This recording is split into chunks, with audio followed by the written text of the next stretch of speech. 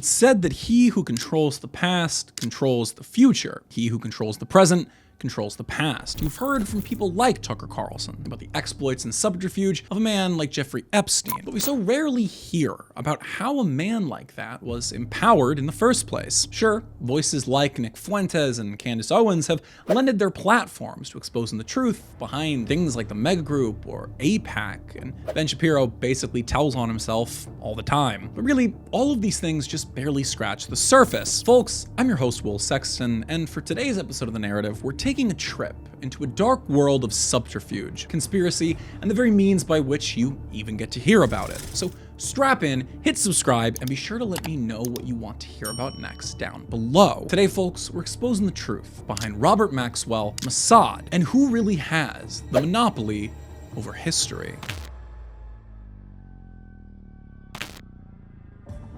As we hear more and more talk about Israel and Iran as peace talks are eroding in the Middle East, I wanted to make a video specifically about a very interesting figure that's hardly covered. The name Epstein has become basically synonymous with corruption, conspiracy, all these things involving the elite of our society, and yet we never really talk about where he came from or what was behind him. We've heard vague offerings that he may have worked for Israel, he may have worked for Mossad, he may have been an independent information broker. We don't know. But we do know that he was married to one Ghislaine Maxwell, a woman who was then charged with helping him, being a source point for him to find young women. And we talked about it a little bit when she first got arrested, but we really didn't break down who she is, where she comes from, what's her deal? How did she get wrapped up with Epstein? How did she get wrapped up in this whole thing in the first place? Well, all of that actually has very little to do with Ghislaine herself, but rather her father, a very, very important man called Robert Maxwell, media tycoon, a print giant, and noted suspicious and shady character. At its height, Maxwell's media empire generated roughly $10 to $15 billion. Mind you, this is in 1990s money, across newspapers, books, educational publishing, printing, directories, records, television, information services. Basically everything you can think of. If it has words in it, it was probably owned by Robert Maxwell. You might remember from your days in school the McGraw-Hill textbooks. Remember those with the fun art and hopeful 90s globalism aesthetic? Yeah, those. He owned those. That's Robert Maxwell. And if you think that's crazy, just wait till you hear the rest of the story. It's only going to get worse from here, folks. But in order to understand who exactly Robert Maxwell was and why he was so important in this whole thing, we have to understand where he comes from, who he was, what was his interest. Well, that takes us to the beginning of his life and his admittedly very humble beginnings.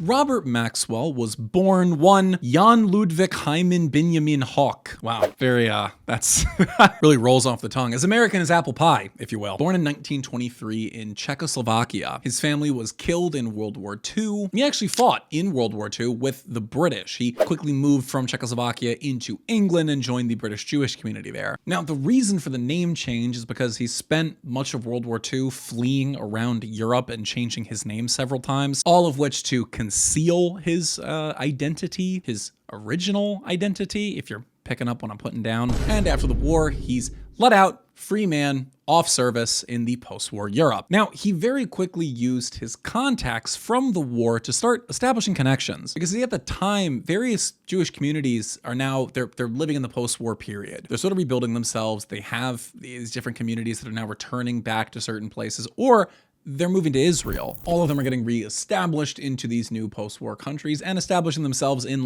press outlets. And he very quickly takes those contacts and begins building what is effectively a press empire. He very quickly acquires control of Butterworth Springer, a publisher in Europe, renames it Pergamon Press, and then turns it into an educational outlet, an academic paper outlet. Now, obviously living in modern times, living in the sort of brain-rotted Gen Z generation, we don't think about that kind of thing, academic press. But at the time, academic press was very important. This is how you got information to colleges. It's how the public knew about what was going on, research-wise. Lots of money in that. And it's money that he was seeking out. Here's the thing. Here's where the network begins to be built, all the way back in the post-war period. He's obviously from Czechoslovakia, which is now on the other side of the Iron Curtain. And for those who don't know, directly after World War II, there's a lot of interest in what's going on on the other side of the Iron Curtain. There's a reason why it's called the Iron Curtain. It's very tight. So getting information out of the Soviet Union, out of the Eastern Bloc countries, very big deal. Pergamon Press, his publishing company, made most of their money by selling scientific research that was coming out of the Soviet Union. Now,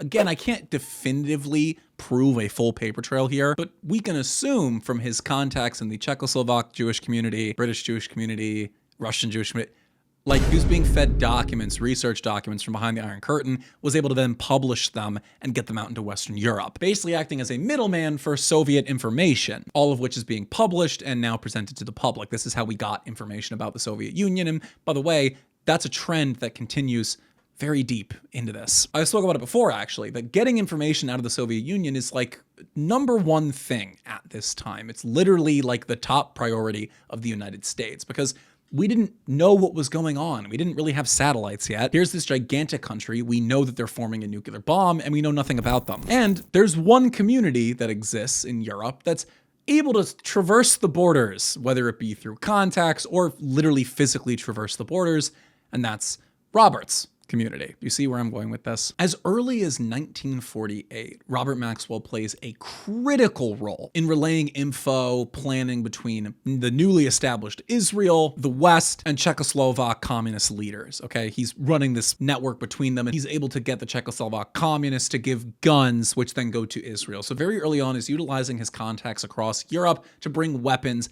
into Israel, something that we saw with people like Meyer Lansky in the video I did specifically about Meyer Lansky. This is because Robert Maxwell, obviously, very big Zionist.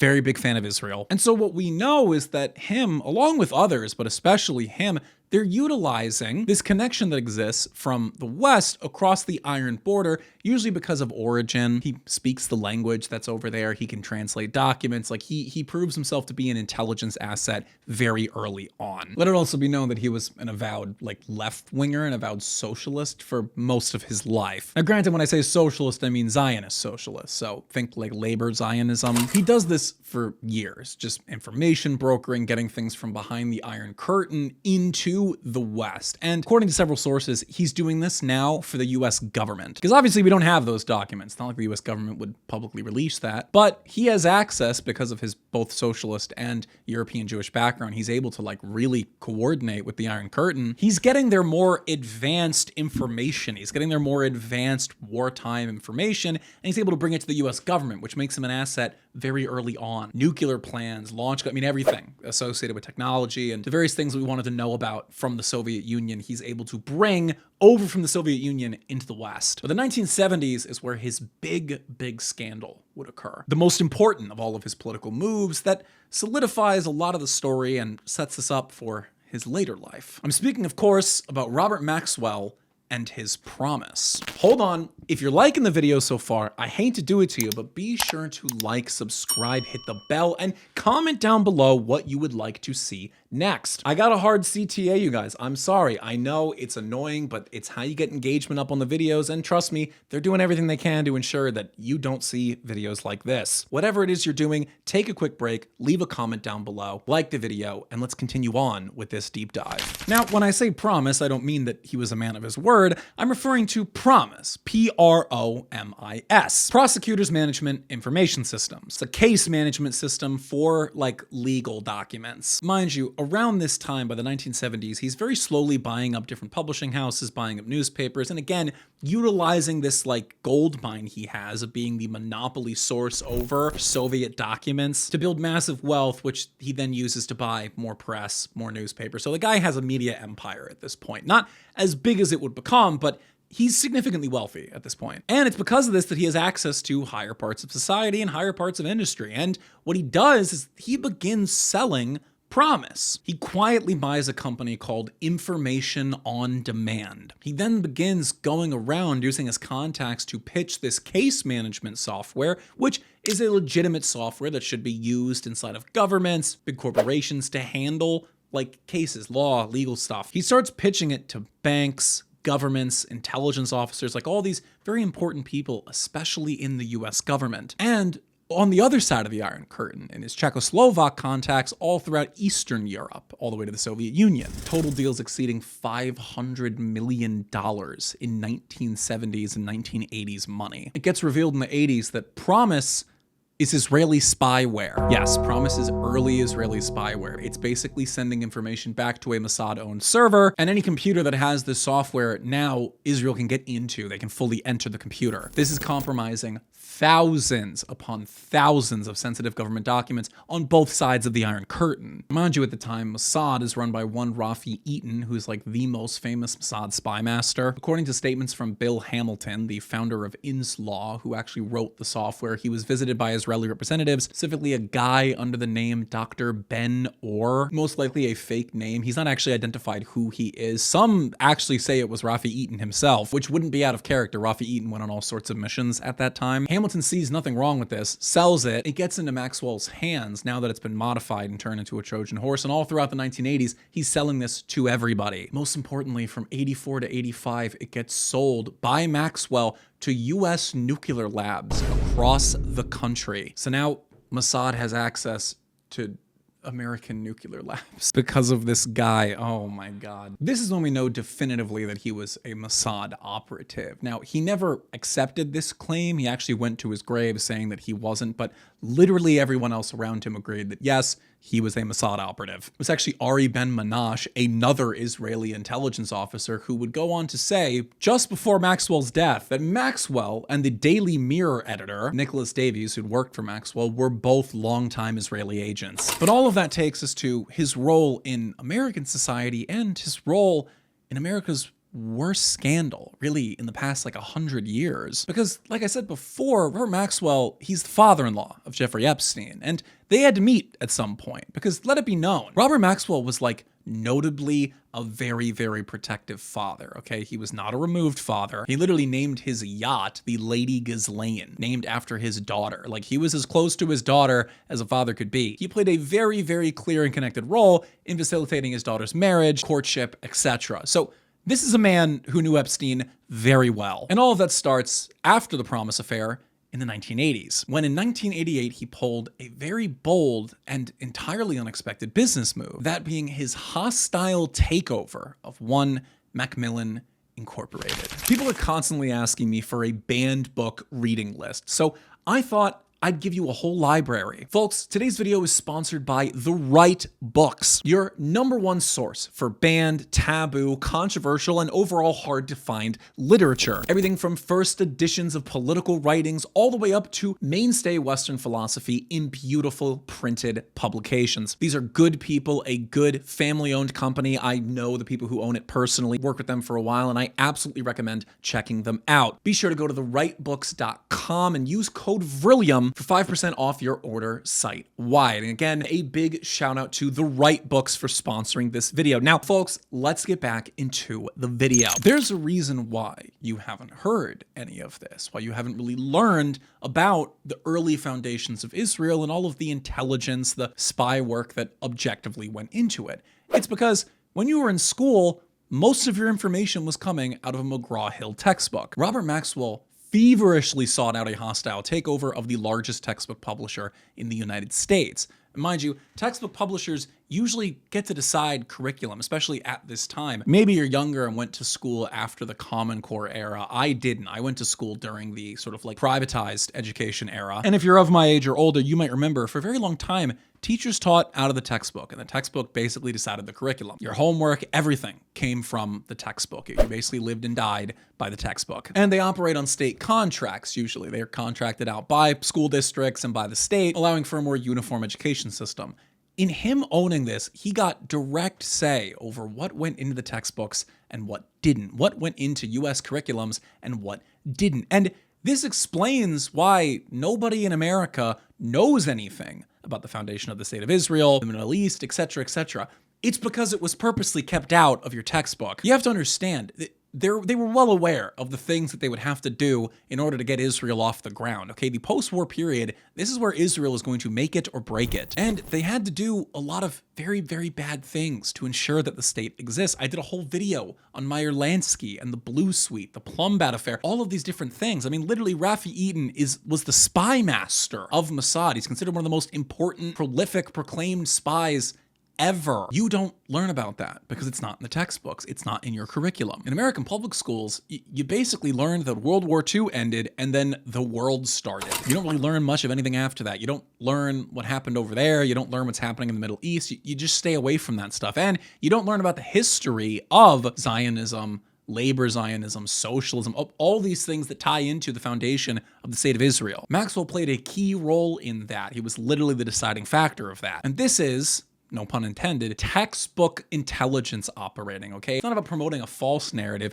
It's about obfuscating the reality. It's about obfuscating the real narrative. And the only reason why people have become so critical of Israel today is because of the democratization of media. We're able to see things coming out of Gaza or see other countries' press, other countries' news talking about this. This is why Israel had such a stranglehold on the American consciousness for so long, because people didn't know about them. But that's not where his operating fully ended, because again, like I said, he's Ghislaine Maxwell's father. And we know that Ghislaine Maxwell was guilty. She aided Epstein. That's a definitive fact. And all of that takes us to when he meets one Jeffrey Epstein. In the late 1980s, Maxwell begins working with a very, very important financier at the time, one Jeffrey Epstein. Epstein helped him with debt issues and helped him offshore money on several occasions. By the early 1990s, he facilitates the meeting of Ghislaine Maxwell and Jeffrey Epstein. He's why they met. We know all this because Steve Hoffenberg, the partner of Jeffrey Epstein during his Ponzi scheme at Towers Financial, little thing that gets skipped over. I mean, I kind of get why it gets skipped over. There's like much more interesting stuff, much more damning stuff that Epstein was up to in his life.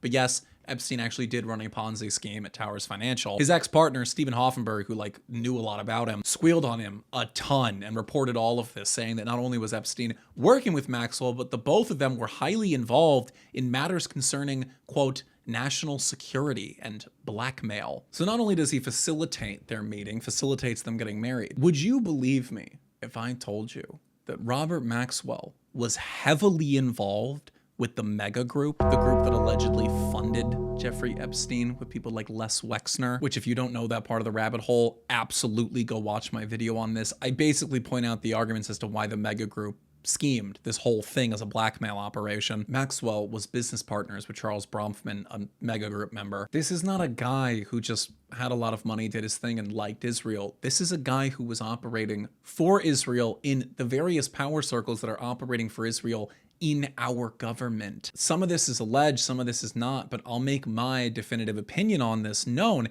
I think it's very clear what happened here. This guy, along with other figures from the time, like Meyer Lansky, proved himself to be an asset in global intelligence because he could maneuver between the Iron Curtain and the West during the Cold War. This granted him intelligence operative capabilities, which he then utilized to benefit the state of Israel because he was a Zionist. He was raised an Orthodox Jew, believed in the cause of Israel. And in doing so, they did some horrific things to people in order to get their way, to ensure political power in the United States, especially at the turn of the Cold War, when the Soviet Union turned on Israel and stopped supporting Israel. It's not a coincidence that all of a sudden his business moves and business operation switched to the United States around that time. We can presume that his contact in the Soviet Union probably got cut off, and so he switched to America and adopted the neocon mindset, like many others. And all of that takes us to his final year, 1991. By 1991, he is majorly in debt because there's not a lot of money in what he's doing. He owes about $400 million.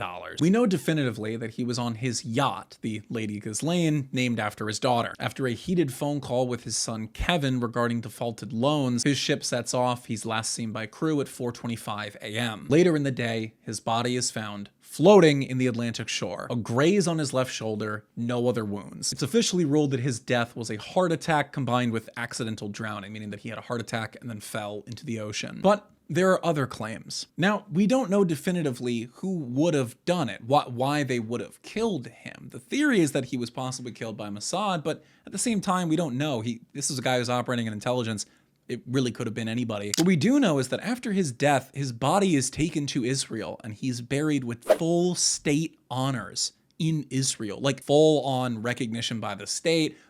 Basically everybody from government is there. President Isaac Herzog of Israel at the time eulogizes him, gives a speech about his death, all for a guy who supposedly just owned a publishing company. The president comes out, gives him a full eulogy. Dude, like, do I have to, like... And so with him, all his secrets die. It's then that only a few short years later, his son-in-law begins one of the most intense, most horrific sex trafficking rings of all time. One that mirrors very closely the work of one Meyer Lansky and the Blue Suite, individuals that Maxwell himself was associated with, propped up by money gained by Les Wexner, a billionaire in the mega group, the same group that our pal Maxwell was involved with heavily. The tie between all of these being their tie to the state of Israel. And that's the life of Maxwell. He insisted all the way to his grave that he was not a spy, that he did not work for Mossad, and yet, as I said, he was buried with honors in state by the Israeli government. But all of that leads us to where we are in America today, where we are with the Epstein case today, and what all of this means for you and me.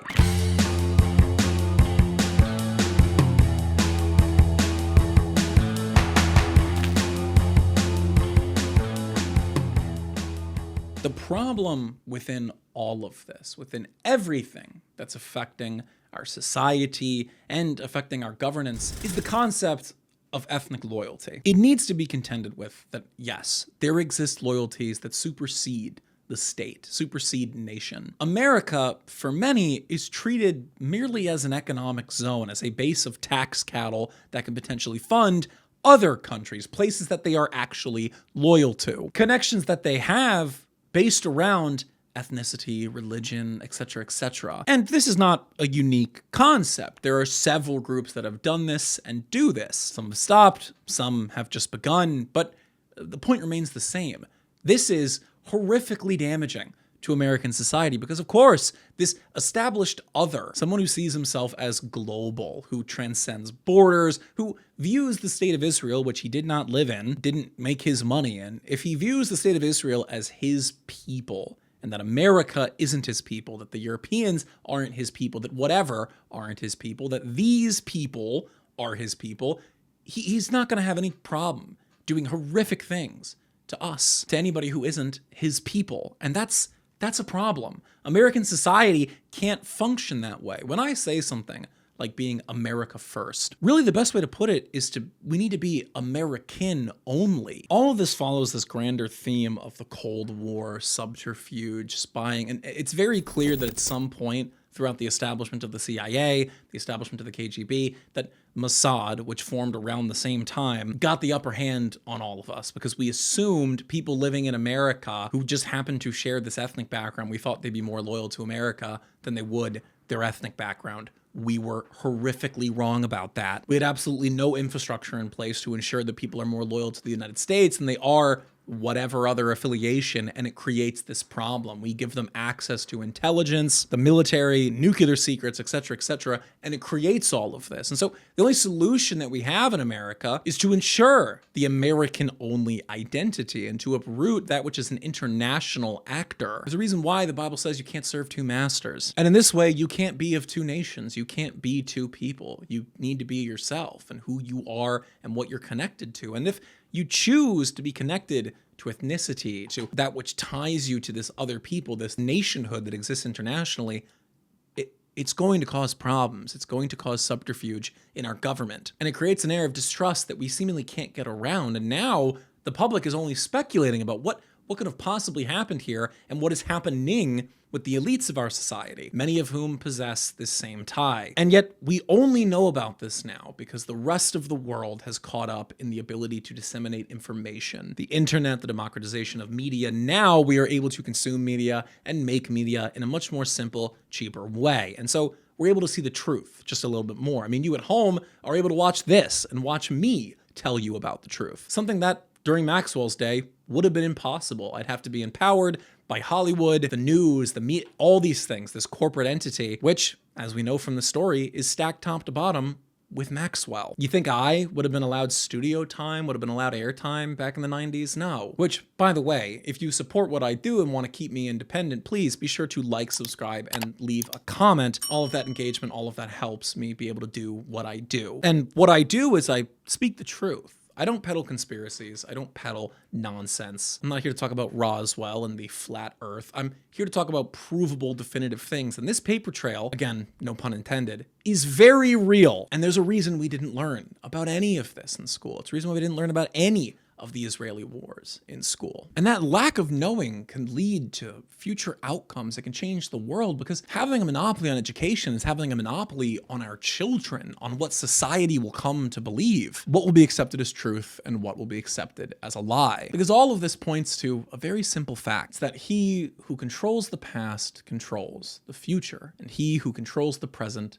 controls the past. Folks, that is going to do it for us today on this episode of The Narrative. I hope you enjoyed. If you did, be sure to like, subscribe, hit the bell to get notified anytime I make a new post or go live, and leave a comment down below on what you want to see next. It's crazy times we live in, but let me know down below what you think about this story. How do you think Robert Maxwell left this world? Do you think it was everything that's reported? Do you think that maybe he really was just a publishing magnate and there was no bigger story to go off of here? Let me know down below. As always, feel free to hit the link tree down below and join the Discord if you want direct updates on when I go live, when new episodes come out, or just to hang out and talk with me, because I'm in there. I'm just around, your pal, Will Sexton. Be sure to follow the second channel, the podcast channel. I'm finally getting episodes out on that channel now. And as always, follow me on other platforms. But folks, with all that being said, as I always say to all of you at home, God bless you and God bless America, folks. Until next time.